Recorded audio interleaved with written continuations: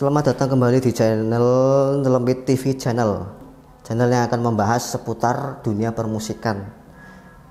Dan kali ini saya akan membahas suatu genre musik yang kiranya sudah mendarah daging di Indonesia. Dan itu merupakan salah satu genre musik original punya NKRI. Dan dangdut dong. Dan untuk sejarah dangdut di Indonesia itu, musik dangdut itu sebenarnya berakar dari musik Melayu yang kala itu berkembang pada tahun 1950 hingga 1960. Dengan rata-rata lirik lagu bertema akan percintaan, musik dangdut banyak dipengaruhi oleh unsur musik Hindustan, India Utara, Melayu, dan Arab. Pengaruh dari ketiga unsur genre musik tersebut secara tidak langsung menciptakan genre musik baru, yakni musik dangdut.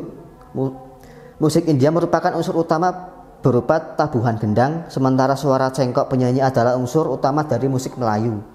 Kata dangdut berasal dari bunyi alat musik tabla yang kala itu sering menjadi alat musik pengiring berupa taktung dan dangdut. Nah, kata dangdut kemudian menjadi terminologi baru untuk menyebut orkes Melayu. Layaknya seorang manusia, musik dangdut ini muncul sebagai embrio ketika terdapat sejumlah orkes Melayu dengan penyanyi utamanya adalah Elian Hadam dan lagu populernya berjudul Boneka India. Lagu tersebut dipengaruhi juga oleh musik India sehingga dapat disebut bahwa para komponis kala itu menciptakan lagu dangdut yang terinspirasi dari lagu-lagu yang ada di film India. Perkembangan dangdut di Indonesia di era 1950 hingga 1960-an. Pada tahun tersebut, film Bollywood yang berasal dari negara India sangat populer di kalangan masyarakat Indonesia. Gramen pasti sudah,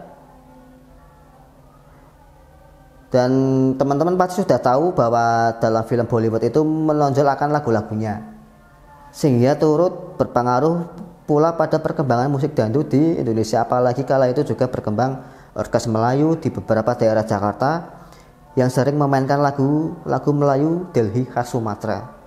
Pada tahun 1950-an ada seorang penyanyi yang bergabung dalam sebuah orkes Melayu Kelanaria bernama Elian Hadam.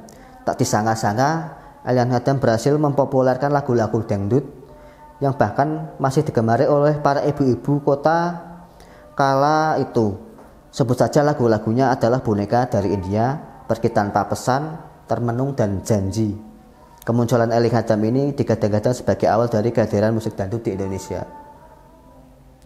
Di era 1960 sampai 1970-an, pada tahun ini musik dangdut semakin lama juga semakin berkembang. Tidak hanya mendapatkan pengaruh dari musik India saja, tetapi juga musik Arab, terutama pada bagian cengkok, suara penyanyi hingga harmonisasi nada. Pada kala itu muncul penyanyi-penyanyi dangdut lain, sebut saja Rhoma Irama, Arofik, Meggy Z, dan masih banyak lagi. Bahkan para penyanyi ini berhasil mengembangkan musik dangdut menjadi lebih variatif. Misalnya penyanyi Arofik yang menambahkan unsur rock and roll Amerika sebagai ciri khasnya, hingga pada akhirnya beliau dijuluki sebagai Elvis Presley-nya Indonesia. Tepat pada akhir tahun 1960-an, akibat adanya arus perubahan politik di Indonesia, maka musik barat dapat masuk ke Indonesia hingga muncul gitar elektrik. Alat musik tersebut nantinya akan tetap dijadikan pendamping pada penyanyi dangdut. Di era 1970 hingga 1990-an, pada awal tahun 1970, musik dangdut semakin berkembang secara pesat di masyarakat Indonesia. Hal tersebut dapat dilihat dari adanya konser-konser, penjualan kaset, hingga meningkatnya para penggemar musik dangdut di Indonesia ini. Bahkan tidak jarang pula para penyanyi dangdut asal Indonesia yang mengadakan konser dangdut mereka di luar negeri. Misalnya Rita Sugiarto bersama Rhoma Irama yang berhasil mengadakan konser dangdut di Manila, Tokyo, hingga Melbourne. Dari adanya penjualan kaset dangdut yang tinggi, maka jelas terlihat bahwa kala itu musik dangdut telah berkembang sangat pesat.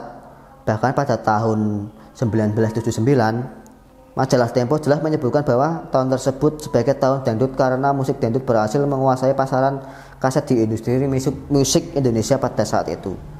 Tak heran apabila era ini musik dangdut yang didominasi pada suara Rhoma Irama dan Elvy Sukaesih terdengar di beberapa tempat, baik itu di stasiun TV hingga diskotik dan klub malam. Pada tahun ini pula Rhoma Irama bersama grup musiknya Soneta kerap membawakan lagu-lagu dangdut pada undangan acara festival lagu populer ASEAN yang kala itu musik dangdut diwacanakan sebagai musik negara ASEAN. Tidak hanya negara-negara ASEAN saja, pada tahun 1990-an popularitas musik dangdut bahkan telah mencapai negara Turki, Jepang, Australia, hingga Amerika. Pada tahun tersebut juga seorang pengusaha Jepang pernah merilis sekitar 200 lagu milik Rhoma Irama yang kemudian diedarkan di Jepang. Pada era 2000-an, musik dangdut mengalami banyak perubahan terutama pada bagian aransemennya. Hal tersebut karena seiring dengan adanya kejenuhan akan musik dangdut yang original, maka para musisi dangdut di wilayah Jawa Timur mulai mengembangkan jenis musik dangdut baru yang disebut dengan dangdut koplo. Mungkin sekian tentang sejarah musik dangdut. Lain kali kita akan lanjut di konten berikutnya. Dan sampai jumpa di konten selanjutnya. Sampai jumpa.